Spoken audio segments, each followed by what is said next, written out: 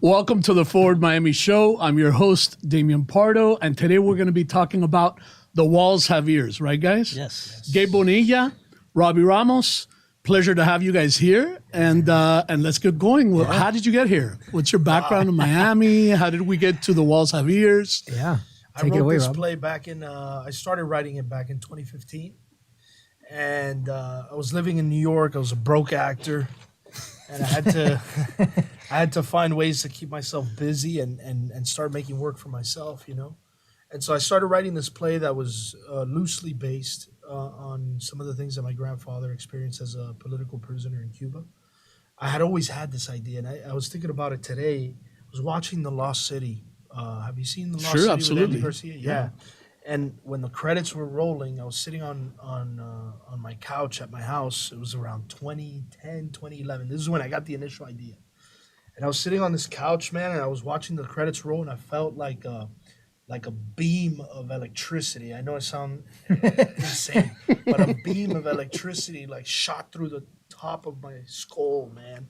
And I lifted from the chair. I was like, I gotta write the story of my grandfather, you know, a story based on my grandfather. I guess what I felt was like watching this film, I was like, oh, I can write stories about me and about our experiences and my family's experiences. And it was like this burst of inspiration, you know? So it all started there, man. Oh, that's beautiful. Yeah. That was my first kind of initial boost into writing the story. And then eventually I meet Gabe. Gabe actually sent in a tape for a workshop production of this play that we're doing now. He sent it an actor tape because he was here in Miami and I was in New York. And he saw the listing and he sent in a tape. And that's kind of how we met. And then we worked on Amparo together. And it's just kind of taken off from there. And how did that go? You just saw a listing and you... For that, I mean, I actually don't think I even sent a tape. I sent a request on Backstage. It's backstage.com. It's actors use it to find auditions. Yeah. And I just saw, you know, looking for a Cuban actor. And I was like, New York, Cuban, what? I'm in Miami, but we'll make it work, you know? And of course, we couldn't make it work. I was like, there's no way I could get up there to New York, man. I'm sorry. We went back and forth for a little bit. And we just ended up then working in Amparo together. And talk a little bit about Amparo, how that all came together. And George Cabrera is a good friend. Yeah, that was a whole, I mean, man, Amparo... kind of life-changing a little bit, you know? I mean, absolutely. What was that like? I mean, I went a couple of times. And you I did? Loved it. Yeah, of course. Cool. Of course, I'm a big fan. I'm a huge fan. Yeah, I loved it. I had never experienced an immersive play. Like I had never. So that whole experience blew me away. Yeah. You know, the fact that you could just be there and the thing starts happening. I thought it was great. Yeah. I mean, working on that really influenced the way that we are running this show now, you know? I mean, the experience as an immersive show kind of gave us the idea to really just go unorthodox with this, The Walls Have Ears. So explain a little bit about how this is unorthodox in that way. Yeah, sure. So we're set in the round, and it's not only is it in the round, but there's 3 stages, and all the action is happening simultaneously sometimes. At no point is there like a curtain, or, you know, it's just if the lights go off somewhere, the life is still living, and then the next thing is happening. And I mean, you can always see something. Yeah. So and you can be at like an arm's length from an actor, which I think is pretty cool. We have the actors coming in and out of the aisles. Yeah, I went. I loved it, and yes, I think you were right up front. Yeah, you know? I was right up front, which kind of freaked me out because I'm like, wow, I didn't realize I was right up front. Yeah. You know, you feel like you're in it. Yeah, which is really, really nice. And I know it's at Westchester Cultural Arts Center. A lot of people don't know where that is, but it's easy. Brand new theater. It's a beautiful, beautiful theater. Brand new, absolutely beautiful. Yeah. And I know you're running, just so people get the details up front, 3 weeks in English, I think. Yep. 3 weeks in Spanish. Yep. Through May. Until May 14th. Yeah. Until May 14th. Right. So make sure people out there get their tickets. You know, get it fast. Yeah. I wanted to jump a little bit back to your story about your grandfather because obviously I went, so I know what I saw in the play. But can you say a little bit about what he went through or how he shared that with you? Yeah, my grandfather was a 9-year political prisoner at Presidio Modelo, which is where the play takes place. And our set designer has built this beautiful model of what Presidio Modelo kind of looked like. And my grandfather was there. He was also at La Cabaña in La Habana, and he was at a third prison, and he kind of moved around there in those 9 years. And growing up, I had always heard these stories about him and what he had been through, and obviously politics were always spoken about in my house. I mean, it was like una gritadera in the kitchen all the time of politics and all those different things. So when I got a little bit older, I started to kind of investigate. I would just ask him. I was curious as a kid, like what he had gone through. And at first there's like he was reluctant, especially I was probably in middle school, like 12 years old, and I'm asking questions about what he went through. He was like, "You're not ready, kid." One of those things. And eventually, when I became an actor, and like I said, I had this I felt like it was like divine intervention that day on that couch in my house. I started to talk to him a little bit more specifically, and being like, I want to write a story. I want to do this thing. And he was always actually very open to it, man. And we loved each other a lot, and we had a really strong bond, me and him. And I started to record these conversations that I was having with him, on my iPhone, just recording them and kind of listening back to them and seeing how, because I was trying to develop this story. I knew I didn't want to tell it an autobiography kind of thing. I wanted to be inspired by what he went through, but it can be a total work of fiction, because I believe that our stories they should be entertaining, and they should be cool, and they should be Tarantino, and they should be David Mamet, and they should be Martin Scorsese, and they should be that. And so I knew I was going to take it out of its, like, I wasn't going to tell it by the book. I was going to take it out of its thing and make it this whole fictionalized thing. And that's exactly what I did. And with his help, he wrote like a journal for me, which I still have, I cherish. Yeah, dude. Yeah, man. And it details, he didn't go too in depth into it. I think you're dealing with trauma there. You're dealing with things that, he was a very stern man in some ways. And I think if he had been around now, I would kind of probe a little more. But I was in my early 20s, I didn't probe enough, And but from that, I created this thing. And you said something really important. You was dealing with trauma. Yeah, a lot of people don't realize that. Oh, That for a lot of folks, they're still dealing with trauma. absolutely. I mean, there's so we had our first we had the preview, which you were at, and then we had the opening night. And on opening night, there was a few people who, at the end of the play, you saw the play, so you know what I'm talking about. I don't want to give it away, but they walked out, and I saw those people afterwards, and this one gentleman in specific who's a painter, and he said, I went through that as a kid. Wow. I remember them saying, "Pray to Castro for something," whether it was a cookie or whatever. Well, he was a kid, so he remembers that, and when that happens in the play, It triggered him. Yeah, he left. He just stood up and left. And that happened a lot also in Amparo, which we talked Yeah, about. I saw that. I was with someone who really was triggered by the guards in Amparo. This guy, Like she freaked out. That's probably me. Yeah, she freaked out. She like started fighting. Like, of course. I'm like, what We just had- happened? We had people snap in and out of PTSD. Some people took rifles from us. Some people hit us. Some people, and Wow. we Yeah, we it's were ready crazy. for it. At some Fainting. point, we had Yeah. people passing out. Every show, actually. Yeah, someone pretty was much passing every out. show somebody passed out. It was wild. I think part of what amazes me is that we're in Miami, which is a very diverse city, but we're not a small part of this population, meaning Cuban Americans, and yet the story really isn't understood in Miami, Dade County.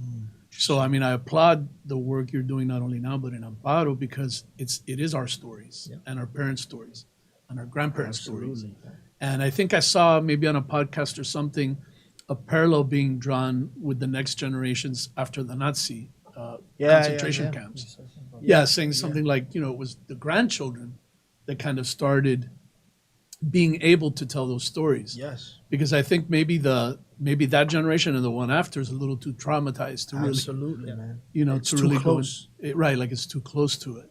How do you guys feel about telling that story and being able to get that out there?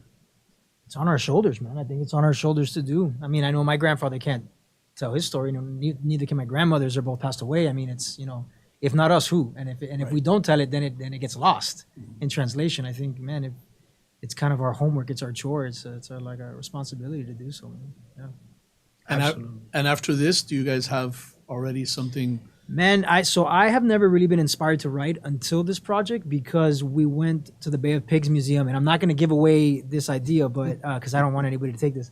But we went to the Bay of Pigs Museum to speak to the folks out there and tell them about the show, and there is just so much story that is untold. I mean, Oh my God, I have to echo that a million times over. Yeah, man. there's so much, and like little pockets within the bigger story that are stories themselves that are just like waiting to be told. I mean, like treasures, jewels of stories.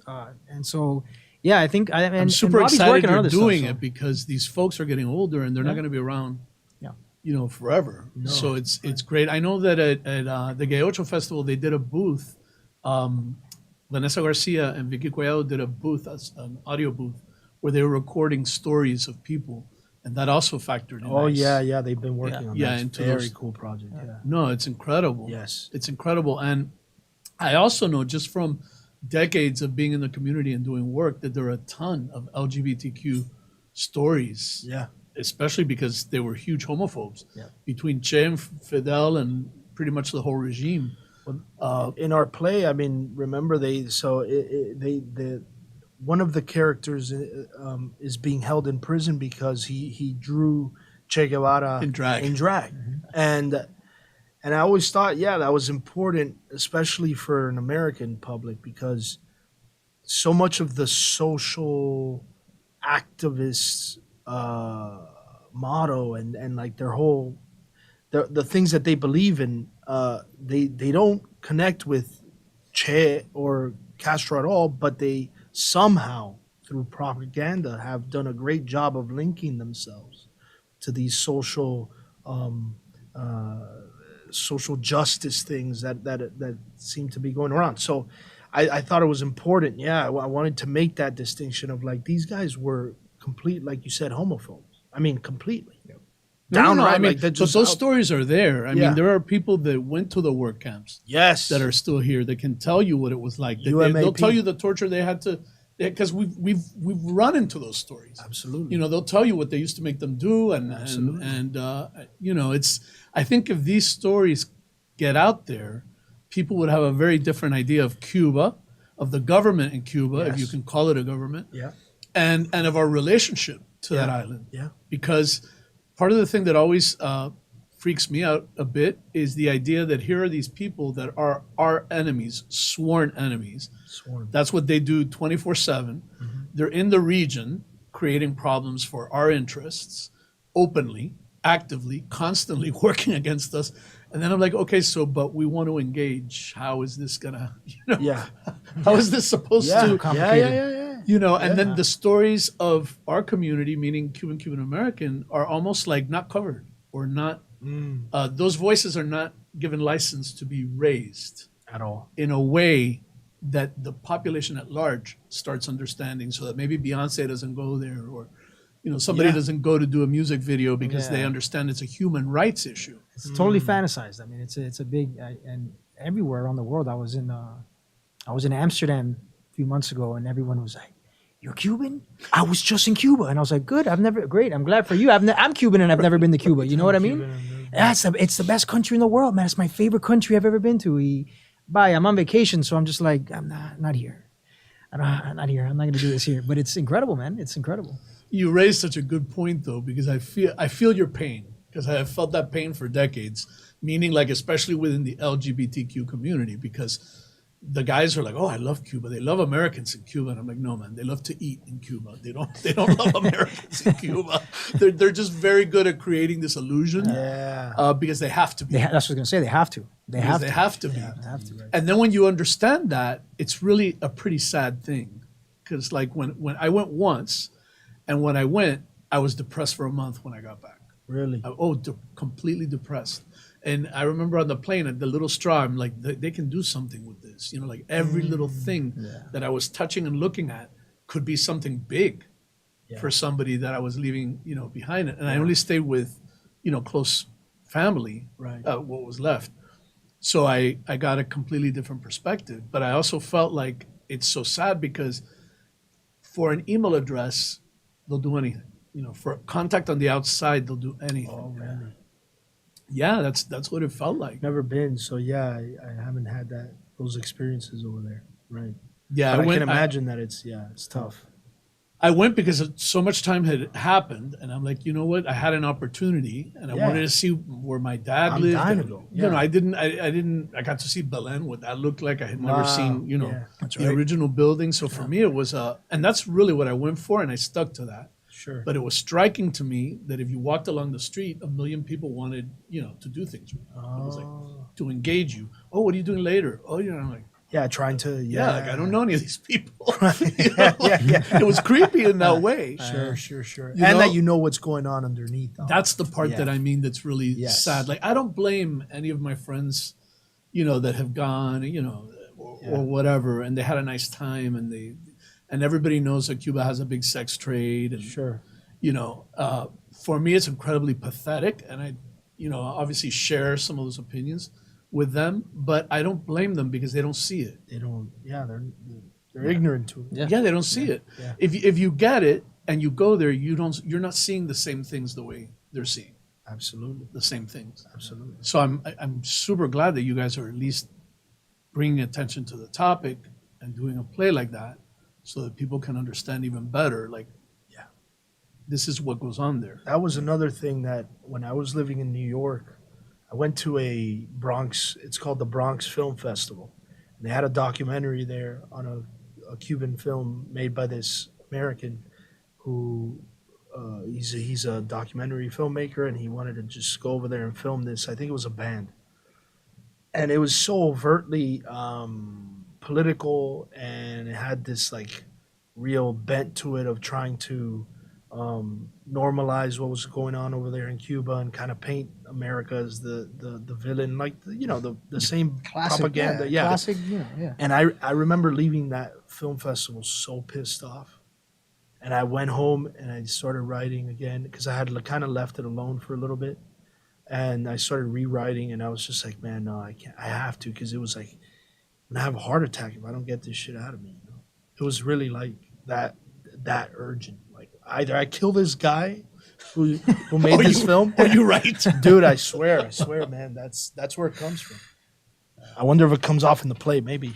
No, yeah, But- no, it right? does. The play's intense. Yeah. The play is intense, and it has its moments that are like, Yeah. oh shit. Yeah, they're in You your know? face. Yeah. Which is great because you do. I think sometimes it's hard to create an intensity when in any kind of play. No, that play creates. It has. Yeah, it definitely creates that intensity. Something. Yeah. If it wasn't for, I mean, Robbie's writing really is great, and especially in this play. I mean, the radio host. If it wasn't for that radio host, it'd be a tough show. Yes. He brings you in and out of the moments and really narrates you and guides you through. And like, he's my favorite character. Bill's my favorite character.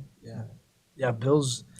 I'm thinking of a TV series, like limited series version of this play, and Bill would be pretty heavily prominent in that version.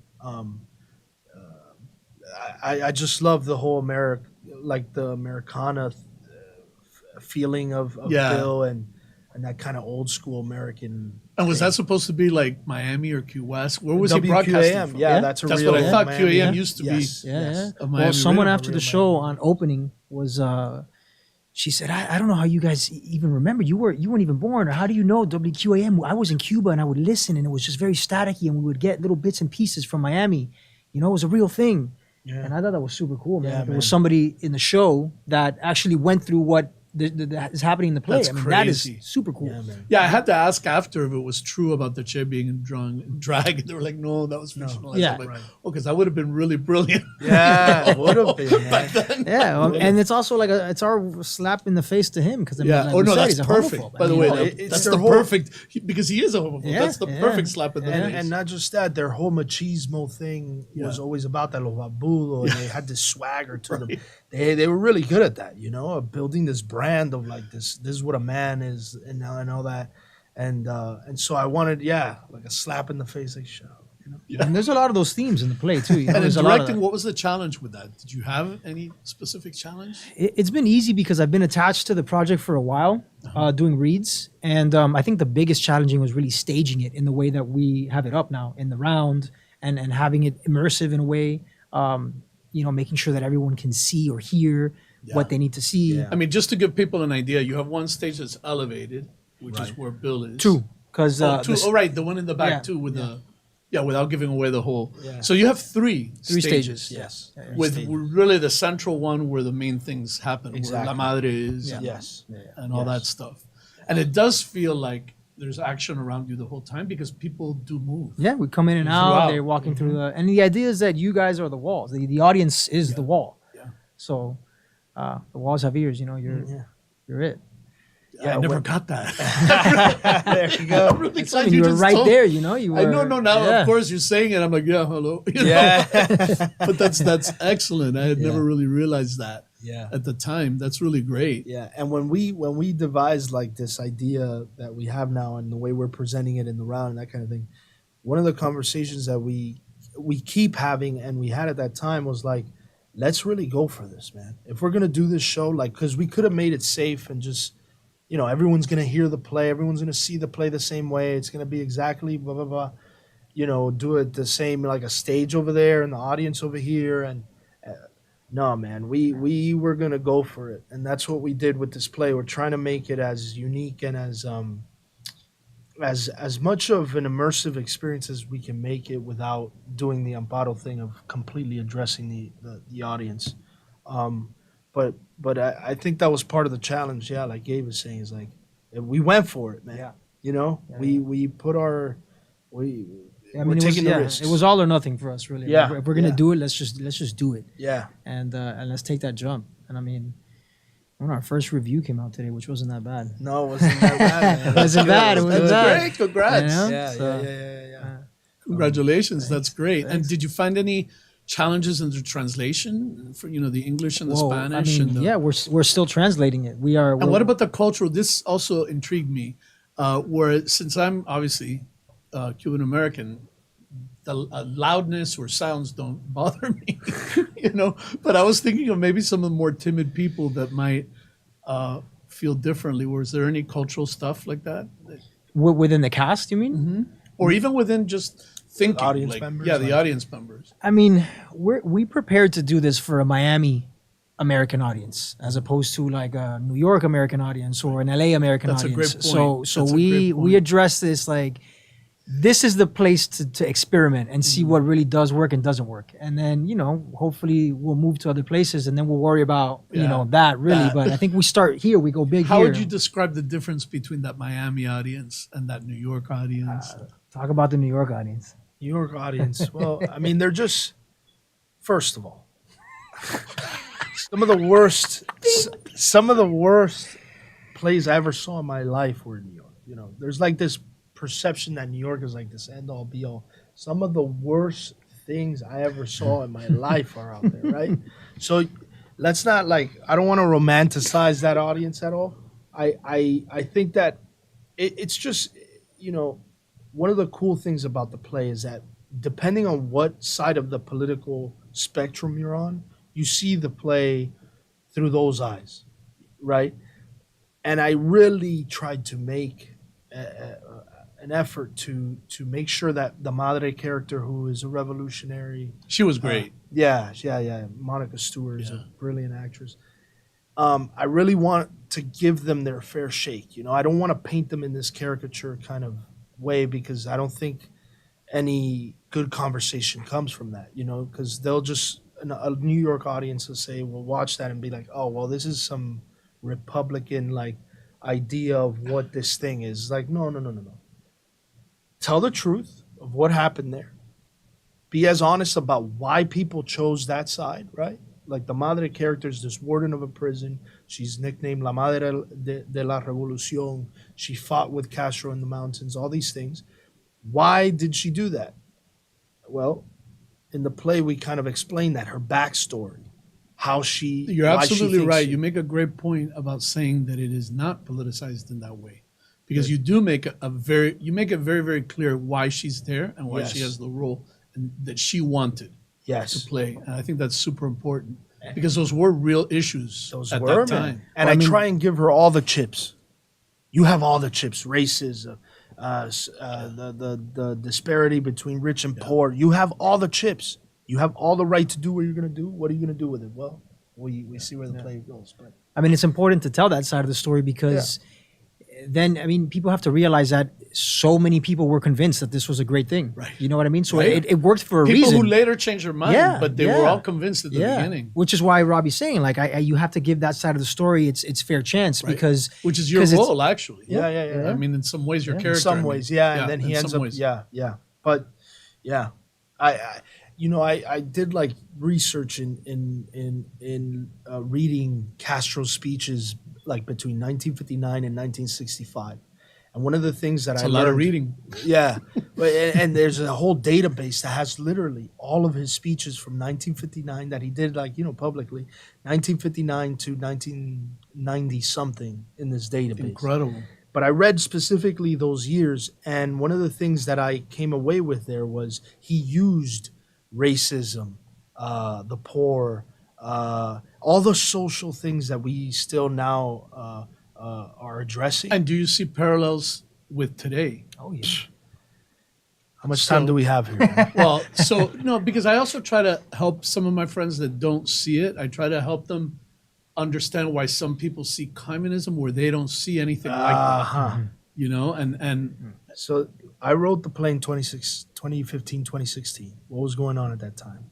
Bernie Sanders, Yeah. Trump, right? Was those elections? And I remember my friends. I was in New York, right? And I remember my friends like not understanding why my parents or that the Miami Cubans usually vote right. And I was writing this play and I read those speeches, and I'm telling you that I could have taken like word for word from Castro, put him in a Bernie Sanders speech, and you would not see the difference, like at all. that's incredible. That's very So that's super subconsciously- fascinating. I Subconsciously, would not have thought that. our parents are hearing these messages subconsciously because they're not making that connection. They didn't do what you did. No. They didn't read them. But subconsciously, they're like buzzwords. You're talking about this, you're talking about that. And I have already seen this game and where it goes. So, whether right or wrong, whatever side of the fence you're on, that's what's going on, in my opinion, from what I've read and seen. Is that they're experiencing like some kind of PTSD there where, wait, hold on, you're talking about what? Yeah. I agree with you, 100%. And in all that reading that you did over his speeches, was there anything particular that popped out at you about like consistent throughout all the speeches? Yeah, I mean, it was just that, teachers. He always brought up the teachers. He always brought up the farmers. He always brought up the less privileged. He always brought up racism. And there's actual speeches that I have now, our Madre character saying in the play that he wrote. Those are real things that he said, And off air, we can maybe, if you want to know specifically, I can tell you what in the play. But there was there's a whole monologue in the play that is a Castro speech that Madre says, but that's his And words. bits and pieces that are sprinkled through that Yeah, are just exactly. like real parts of the speech that are just, throughout the play. Kind of incorporated into the narrative. And as a director, does this evolve as you're going? Like, are you changing bits and pieces, or are you pretty much staying? I mean, now that we just started rehearsal with the Spanish cast, today was our first day, and so there are things that are evolving and changing. But I mean, but the facts are the facts, and those things that are true to history are staying with us. But it's just right now I think it's making it like a lo cubano, like Yeah. as real lo cubano as you can, Yeah. So Of that time, yeah. And if you had a wish with all this, like, where would you like to see this go? all the way up, man. I think we want to travel this around, show this to a few cities, and it'd be great to get this off Broadway, something like that. That would be Yeah. very cool. LA. Yeah. My goal has always How's been. the LA crowd They with loved all it. this? They loved Cool, it, man. man. With these issues, There's with a Cuba, big Cuban crowd out there. and do they get it? Do they They get it. The Cuban crowd does for sure, Miracle. and then there's a I'm clash. happy to Though. hear- Yeah. Oh, I would think there's so there's because clash, tremendo clash, but they I get would it. think so. They get it though. We had a sold out read in LA, which we thought was like No, insane. that's great. Yeah. That's Yeah. awesome. So- Yeah, man. Well, let's tell people where they can get tickets. TheWallsPlay.com. The Walls Play, thewallsplay.com. .com. And then laparedeoyen.com, same thing, sends you to the same landing spot. In Spanish, lasparedesoyen.com. Yeah. And tickets are 35. They start at $35. We're selling fast, man. It's Dude, really that's, been, I it's think that's really been going amazing. great. Listen, it's a great night out. It's Yeah. great. It's just a great thing to see, and you're There's helping. artwork that's traveling with Oh, the show that's a too. great Yes. point. Kiki Valdez did a whole By the way, series. awesome artwork. I right? took pictures of beautiful. all Yeah. of his stuff. Yeah. And did he make all of those specifically for the play? Yeah, Yes. yeah, inspired off of everything that happens in the play. I had the pleasure of meeting him at the opening, and fantastic, and I loved his work. Yeah. Is he going to end up selling that from? Yeah. They're for sale. Yeah, they're They're Oh, for sale. that's excellent. And Well, we're trying to figure out what we're gonna do because we would love for those paintings to travel with us as the show keeps traveling. Mm-hmm. So the idea is that maybe somebody does purchase one, but when we allows travel, it to travel. it'll Yes, say this painting is owned by Fulanito de Dal, you know, and Yeah. it's traveling with the Walls Javier's until such and such time. But Well, that's fantastic. I mean, listen, the work you guys are doing, all of you collectively, it's important. I'm sure, our grandparents, parents, me, everybody, all of us are very, very grateful because these are things that are not only important for us, meaning Cuban Americans, but it's important for America and democracy to understand a lot of these issues. So thank you for coming on the show. thank you for Really having us. appreciate Thanks for it. having us. Yeah, appreciate you. And for everybody out there, thank you very much for joining us. And I'll see you again next week on the Forward Miami Show.